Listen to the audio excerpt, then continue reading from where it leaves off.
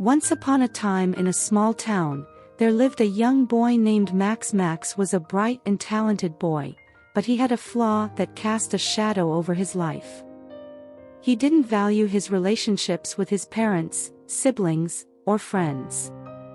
He was always too preoccupied with his own interests and ambitions to pay much attention to the people who loved him most. Max's parents, Mr. and Mrs. Walker, were hardworking and caring.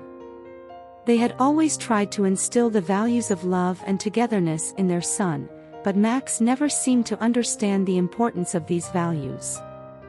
He rarely spent time with his parents, always dismissing their invitations to join family dinners or outings, choosing instead to focus on his own hobbies and dreams.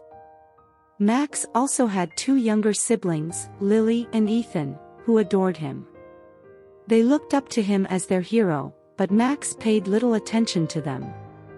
He often brushed them aside when they wanted to play or seek his guidance, leaving them feeling neglected and hurt. Even Max's friends, who had been with him through thick and thin, began to feel his indifference. He canceled plans with them at the last minute and never really listened when they needed someone to talk to. His selfishness started to erode these friendships, leaving Max increasingly isolated. One day, Max's life took an unexpected turn. He had been working tirelessly on a project for a school competition, determined to win at any cost.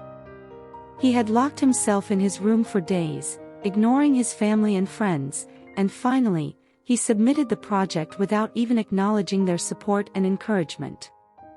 When the results of the competition were announced, Max's project didn't win. He was devastated. The realization hit him hard that he had put his own ambitions above everything, neglecting the people who truly cared about him. It was a moment of awakening. Feeling a deep sense of regret, Max decided to make amends. He began by spending more time with his family, engaging in conversations with his parents and playing with his siblings.